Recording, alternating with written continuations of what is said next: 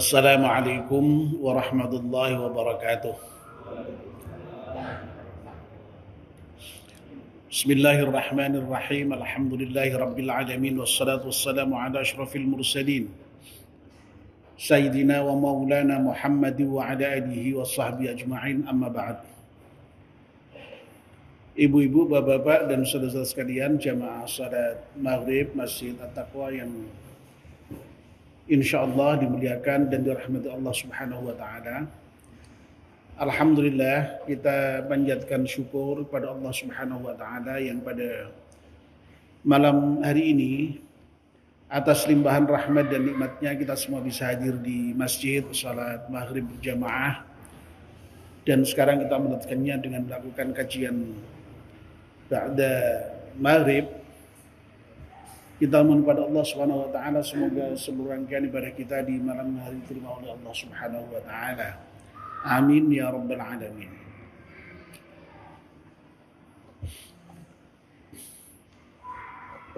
Bapak dan ibu-ibu yang dimuliakan Allah Subhanahu wa taala, mari kita mulai kajian kita dengan berdoa bersama-sama. Bismillahirrahmanirrahim. Asyhadu an la ilaha illallah wa asyhadu anna Muhammadar Rasulullah. Raditu billahi rabba wa bil islami dina wa bi Muhammadin nabiyyan wa rasula. Rabbi zidni ilman nafi'a warzuqni fahman wa hukma wa alhiqni bis salihin. Amin. Bapak dan ibu-ibu, kita masih melanjutkan kajian kita, kitab Taysirul Khalaq. Pada pertemuan yang lalu kita baru saja menyelesaikan bab az-zulm atau aniaya, ya, kezaliman. Malam ini kita akan melanjutkan dengan membahas bab tentang al-adl. Perlu saya sampaikan, ya, bab al-adl ini merupakan bab terakhir dari kitab Taysirul Khalaq ini, sehingga kalau kita selesai membicarakan bab al-adl ini berarti kajian kita kitab Taysirul Khalaq ini juga selesai, ya. Saya tidak tahu apakah nanti bisa diselesaikan dalam satu pertemuan untuk bab al-adl ini atau nanti perlu dilanjutkan pada pertemuan yang berikutnya. Nah, kita tentu saja berharap mudah-mudahan nanti setelah khatam kitab Taysirul Khalaq ini akan kita kaji kitab yang lainnya yang mudah-mudahan bermanfaat untuk kita semuanya. Nanti masih kita cari kitab yang akan kita baca setelah kitab Taysirul Khalaq ini selesai. Baik, ya, sebelum kita membahas bab terakhir dari kitab Taysirul Khalaq ini, mari kita membaca surat Al-Fatihah sekali untuk pengarang kitab Taysirul Khalaq ini dengan iringan doa semoga kitab yang kita baca ini bermanfaat untuk kita semuanya. Ala hadiniyah Al-Fatihah. A'udzu billahi minasyaitonir rajim. Bismillahirrahmanirrahim. Alhamdulillahi rabbil alamin arrahmanir rahim maliki yaumiddin. Iyyaka na'budu wa iyyaka nasta'in ihdinas siratal mustaqim siratal ladzina an'amta 'alaihim ghairil maghdubi 'alaihim waladdallin. Amin.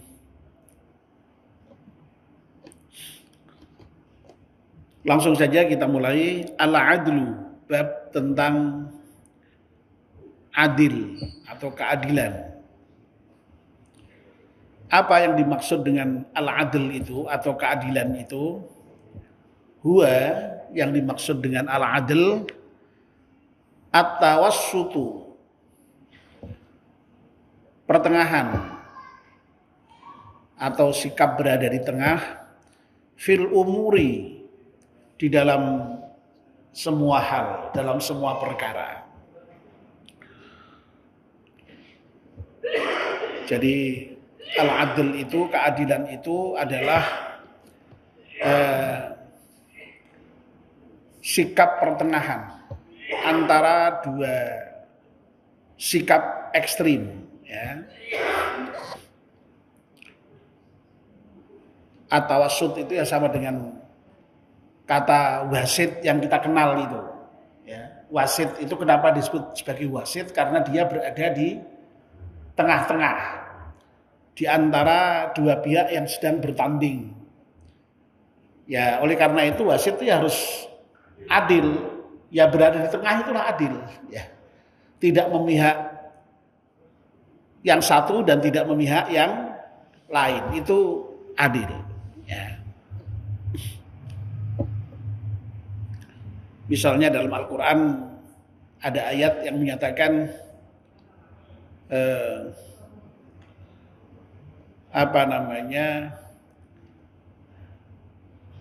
kita ini dijadikan oleh Allah Subhanahu wa taala sebagai ummatan wasata. Ya. Jadi umat yang berada di tengah-tengah. Ya. Jadi tidak ekstrim ke kanan maupun ekstrim ke kiri, ya. Jadi itulah umat Islam itu posisinya di tengah-tengah itu. Dan itulah adil, ya. Nah, fil umuri, di dalam segala hal, dalam hal apa saja kita berada di tengah, itulah adil. Nah, lalu masih kemudian dilanjutkan wasairu fiha ala wifqis syariati, dan berjalan atau berada di semua perkara tadi itu ala wifqis syariati, di atas kesesuaian dengan syariat. Jadi yang namanya adil itu di samping berada pada posisi pertengahan juga mensyaratkan bahwa yang dilakukan itu senantiasa berkesesuaian dengan syariat, dengan apa yang dituntunkan oleh Allah Subhanahu wa taala, sebagaimana dalam ketentuan-ketentuannya di dalam agama itu. Ya. Itulah adil. Sehingga kalau kita melakukan segala sesuatu, ya, kok tidak bersesuaian dengan syariat, ya, itu menurut definisi ini tidak bisa disebut sebagai adil, ya. Jadi adil itu di samping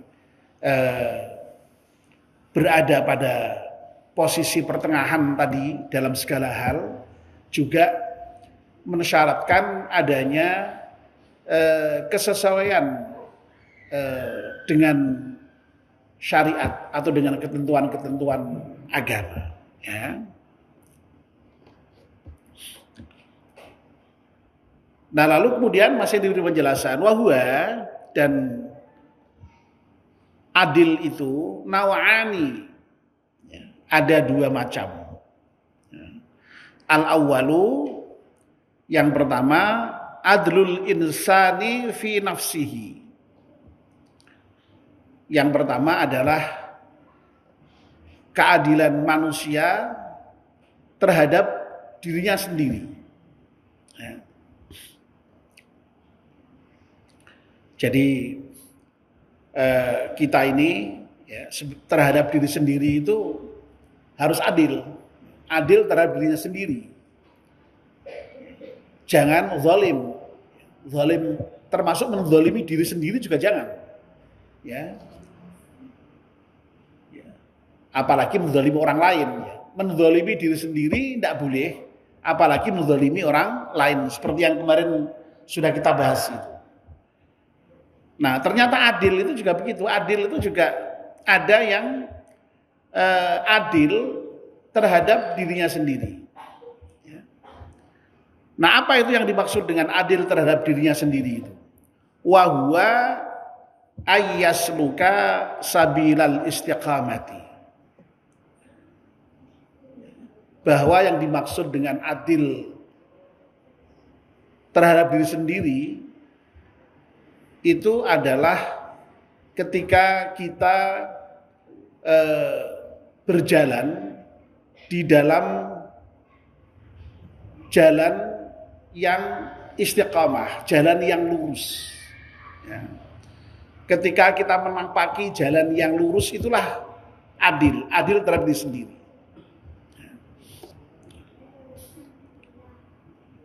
Jadi sabil istiqamah ini ya sama dengan siratal mustaqim itu, ya, jalan yang lurus itu. Yang senantiasa kita mohonkan kepada Allah Subhanahu wa taala supaya kita diberi petunjuk untuk bisa menapaki jalan yang lurus itu. Nah, itu ternyata itulah adilnya manusia, adilnya seseorang terhadap diri sendiri. Ya. Tidak belok ke kanan, tidak belok ke kiri. Ya, berarti memang tadi itu ada unsur di tengah itu lurus gitu ya. Tidak ke kanan, tidak ke kiri, ya. Tidak menggok ke kanan, menggok ke kiri, ya. Jadi berada di dalam jalan yang istiqamah, lurus, ya. Ya, istiqamahnya lurus ini sesuai dengan apa? Sesuai dengan syariah tadi itu. Ya. Lurus sesuai dengan ketentuan syariah tadi yang sudah disebutkan di awal tentu saja, ya.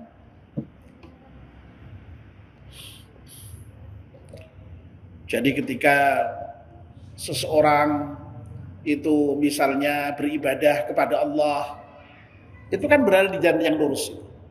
Ya itu adil dia. Kalau seseorang kok misalnya tidak beribadah kepada Allah, zalim dia. Ya. Ya, tidak menempatkan diri pada tempatnya dia. Ya. Nah, kalau orang yang beribadah itu dia menempatkan diri pada tempatnya, lurus dia. Karena sudah seharusnya kalau seorang hamba itu memang harus beribadah kepada penciptanya. Nah, mengaku sebagai hamba kok tidak mau beribadah, ya itu tidak lurus itu. Ya. Itu tidak menempatkan diri pada tempatnya itu bengkok itu. Ya. Makanya zalim dia. Orang bertauhid mengesahkan Allah itu adil dia, lurus dia. Ya. Tapi begitu dia syirik, itu zalim itu. Karena Allah itu memang harus diesakan, memang Allah itu esa. Lah Allah esa kok kemudian disyarikatkan, ya, dibuat sekutu-sekutu yang selain Allah, zalim dia. Makanya dalam Al-Quran itu disebutkan dengan sangat tegas, innasyirka la zulmun azim, bahwa yang namanya syirik itu merupakan kezaliman yang besar sekali. Karena apa ya, tidak menempatkan pada tempatnya itu. Tidak lurus dia. Seharusnya Allah itu esa dan harus diesakan, kok orang mensyirikkan, ya.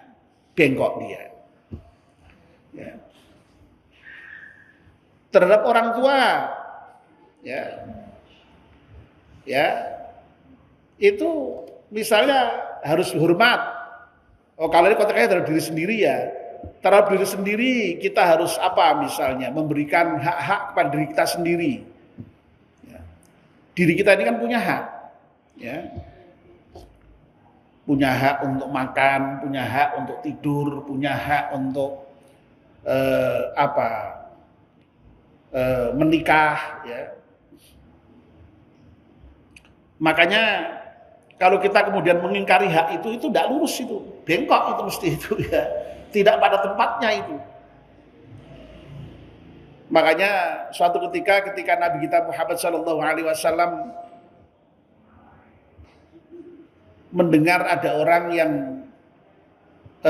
mengatakan, wah, aku akan beribadah kepada Allah Subhanahu wa taala sehingga saya akan puasa terus. Ya.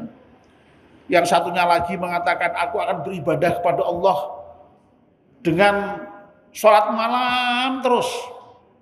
Yang satunya lagi, aku akan beribadah kepada Allah dengan tidak menikah selamanya. Karena supaya bisa fokus beribadah. Loh, ketika rencana seperti itu sampai kepada Nabi, apa yang disampaikan Nabi? Loh, aku ini Nabi, ya. Aku ini yo mangan, aku yo turu, aku yo menikah. Waktunya sholat ya sholat, waktunya poso ya poso, ya. Tapi bukan kok terus kemudian apa harus puasa terus, harus sholat malam terus, enggak. Ya. Kata Nabi, kamu punya hak atas dirimu tadi itu, ya. Ya. Matamu ya punya hak untuk tidur, ya. Perutmu ya punya hak untuk diisi, untuk makan supaya kamu sehat, supaya kamu bisa bekerja, beribadah, ya. Ya. Nafsumu ya punya hak untuk diberi kesempatan menikmati hubungan seksual hanya dengan cara yang benar, menikah. Ya. Tidak usah kemudian lalu wah aku Arab orang menikah selama hidup. Oh, malah salah itu malah itu. Ya. Itu tidak lurus itu malah itu bengkok, zalim itu wong tidak pada tempatnya kok. Ya, nah itu. Tapi yang berlebihan juga sama berarti tidak lurus juga itu, ya. Ya. Jadi yang apa namanya tadi ya tidak mau melakukan sama sekali makan, tidak mau tidur sama sekali. Tapi kalau berlebihan ya tidak benar juga. Ya. Jadi makanya adil itu pertengahan, ya. Pertengahan, ya. Jangan terlalu kurang, tapi juga jangan berlebihan. Itulah adil. Ya. Masya Allah, ya. Jadi makanya dalam Islam itu apa namanya ya? Akhlak Islam itu biasanya berada pada pertengahan itu selalu. Ya. Mungkin dulu-dulu sudah pernah saya sampaikan itu. Ya, misalnya akhlak berani. Berani itu kan seringkali dalam bahasa sehari-hari atau dalam pengertian sehari-hari kita, itu lawan dari apa itu? Berani itu lawan dari apa? Lawan dari takut kan biasanya ya, kalau bahasa kita sehari-hari. Tapi sesungguhnya berani itu bukan lawan dari takut. Ya. Berani itu sebenarnya pertengahan. Pertengahan antara apa? Takut dengan nekat. Nah, begitu, ya. Jadi takut itu ekstrim katakanlah kiri, ya. Nekat itu ekstrim kanan, ya, begitu. Lah berani di tengah-tengah sebenarnya. Ya. Apalagi misalnya contoh yang sering disebut itu, misalnya orang yang dermawan. Orang yang dermawan itu lawan dari apa? Ya. Orang yang dermawan itu lawan dari apa? Kikir kan ya, biasanya kita memahami kan seperti itu. Padahal enggak. Dermawan itu bukan lawan dari kikir. Dermawan itu adalah pertengahan antara kikir dengan boros. Ya. Jadi kikir enggak boleh, boros juga enggak boleh. Ya. Nah, tengah-tengahnya itulah dermawan. Nah, itu adil. Ya. Masya Allah, itu akhlak Islam seperti itu. Jadi at-tawassut fil umur, ya, termasuk terhadap diri sendiri tadi itu. Ya. Ya. Ayas luka sabilal istiqamah tadi itu lurus ya di tengah, ya, tidak belok kanan, tidak belok kiri, ya. Itu. Kita lanjutkan. Wasani, adapun jenis keadilan yang kedua, adluhu ma'a ghairih, yaitu keadilan seseorang terhadap orang lain. Ya, jadi kalau yang pertama itu adil terhadap dirinya sendiri, yang kedua adil terhadap orang lain. Wa huwa salah satu aksamin. Nah, keadilan yang terhadap orang lain ini meliputi 3 hal. atau dibagi ke dalam 3 bagian. Ya. Apa saja itu yang 3 bagian dari keadilan terhadap orang lain itu? Yang pertama, adlus sultani fi ra'iyatihi. Yang pertama adalah keadilan penguasa terhadap rakyatnya. Keadilan raja terhadap rakyatnya, keadilan pemerintah terhadap rakyatnya. Ya. Itu yang pertama. Nah, bagaimana itu wujud ya keadilan penguasa terhadap rakyat itu? Ya, dijelaskan di sini bittiba'il maisuri wa i'ta'i kulli dhi haqqin haqqah. Ya. Al-maisur itu bisa berarti kemudahan. Ya. Tapi saya kemudian cek di kamus itu juga bisa berarti kemakmuran ternyata. Artinya apa berarti? Pemerintah itu disebut adil, ya. Pemerintah itu dianggap adil kalau pemerintah itu bisa memberikan kemudahan dan juga kemakmuran terhadap rakyatnya. Ya. Jadi dipermudah itu segala hal itu, ya, segala hal dimudahkan, ya. Urusan apapun menjadi mudah, ya. Cari pangan mudah, ya. Pendidikan mudah, ya. Cari pekerjaan mudah, ya. Apalagi mau kawin mudah, ya. Lo kawin mudah, datang ke KUA hanya bayar berapa ribu itu? Oh, kalau di malah gratis ya. Yang bayar mahal itu kalau ngundang naib. Oh gitu. Kalau ngundang naib membayar 600.000 ke bank ya, ke bank. Itu aja masih kadang-kadang nyangoni gitu. Kadang-kadang gitu, kadang-kadang. Soalnya waktu ngundang masa orang nyangoni ora enak ya. Jadi wis bayar saya nyangoni meneh. Kadang-kadang itu tapi di luar ketentuan itu tergantung kebaikan orang yang didatangi ya. Ya. Ya, kalau ke awal malah gratis, lo kan mudah tuh ya. Mudah ya. Jadi semuanya diberi kemudahan. Ya.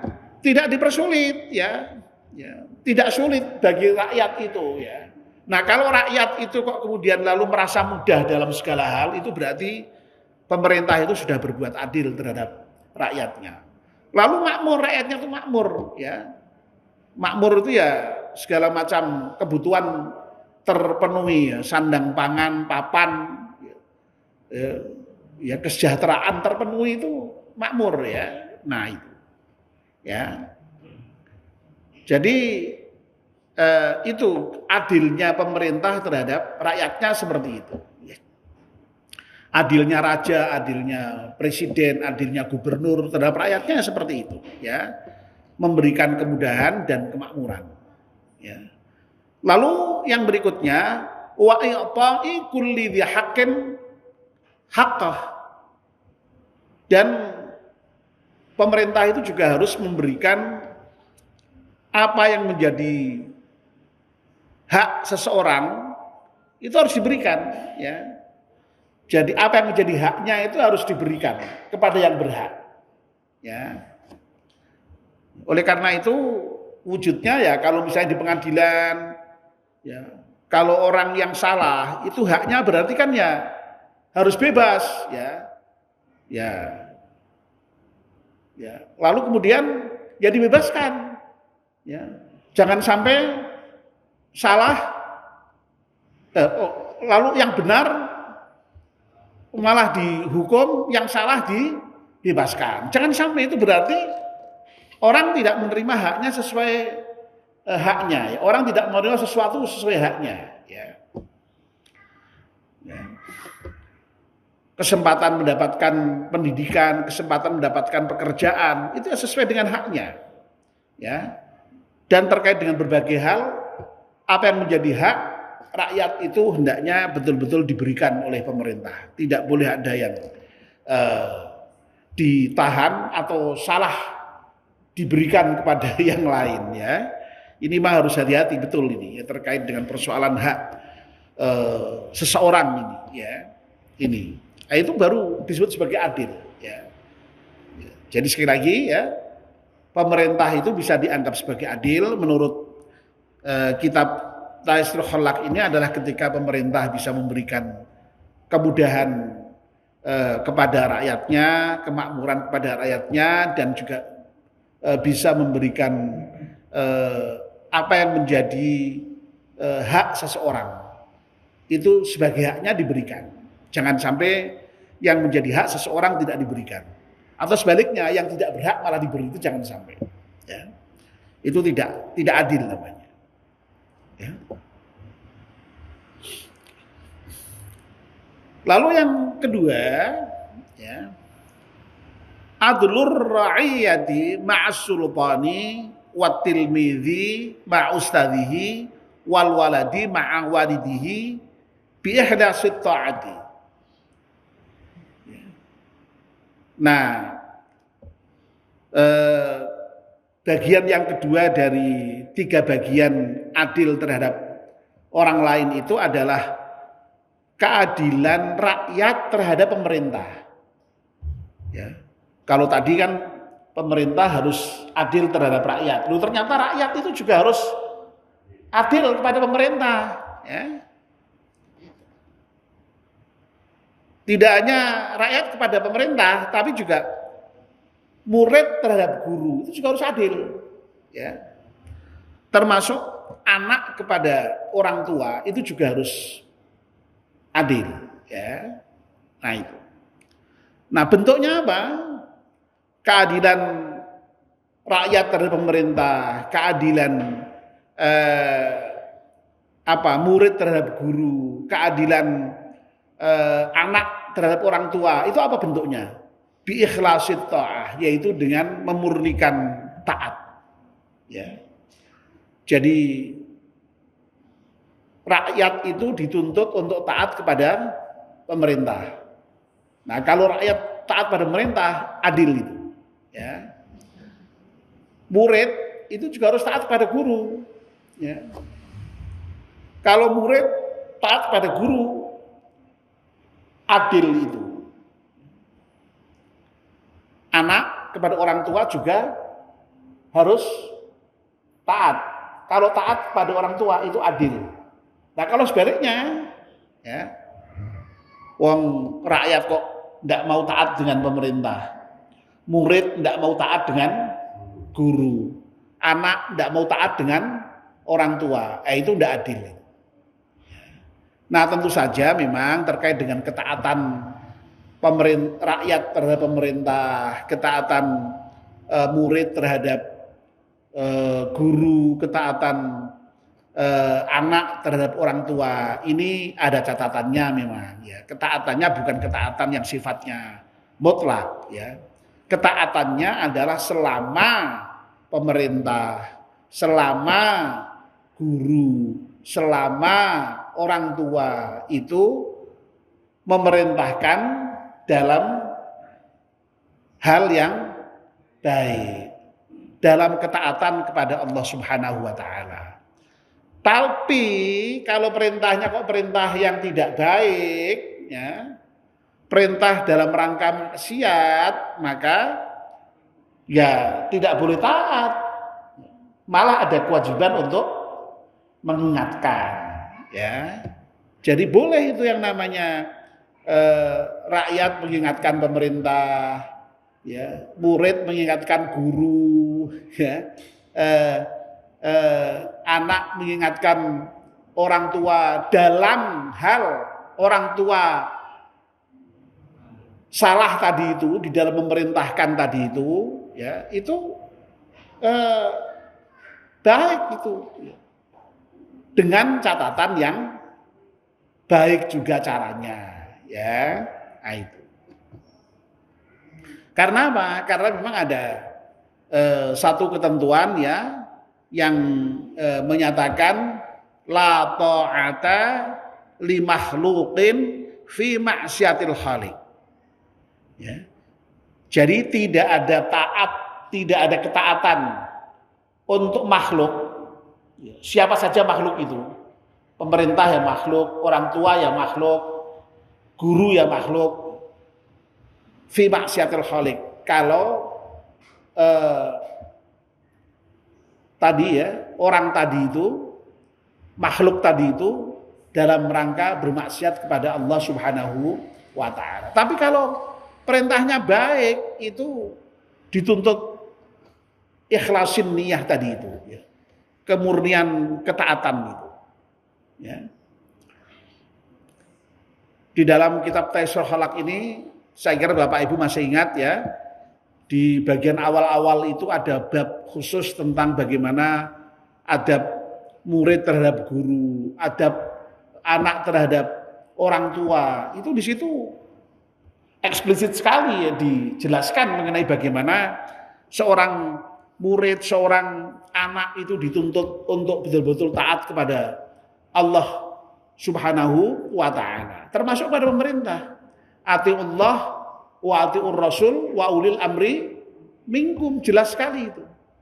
Nah, hanya saja sekali lagi tadi catatannya ya, la ta'ata li makhluqin fi maksiatil khaliq. Tidak ada taat kepada makhluk, apa saja makhluk itu ya, kalau dalam kerangka perintah untuk melaksanakan kemaksiatan. Ya, itu. Ya. Kayaknya ini sudah masuk waktu Isya ya, sehingga ya terpaksa untuk sementara sampai di sini ya. Insya Allah nanti masih kita lanjutkan satu pertemuan lagi, mudah-mudahan ya bisa selesai sehingga kajian kita mengenai kitab Taisir Khalaq ini akan khatam ya.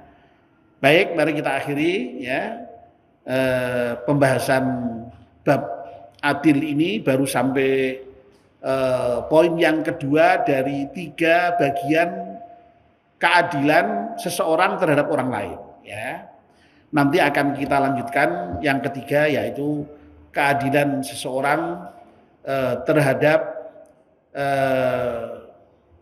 sesamanya ya, sesamanya. Tadi keadilan yang pertama itu keadilan pemerintah terhadap rakyatnya, lalu yang berikutnya keadilan rakyat terhadap pemerintah. Dan nanti keadilan yang ketiga, keadilan manusia terhadap sesamanya ya. Insyaallah mudah-mudahan kita diberi umur panjang, sehat walafiat, bisa meneruskan kajian ini. Amin ya rabbal alamin. Mari kita akhiri dengan berdoa bersama-sama. Bismillahirrahmanirrahim. Wal 'ashri innal insana lafi khusrin illa alladzina amanu wa 'amilus salihati wa tawassaw bil haqqi wa tawassaw bis sabr. Subhanakallahumma bihamdika asyhadu an la ilaha illa anta astaghfiruka wa atubu ilaik. Wassalamu alaikum warahmatullahi wabarakatuh.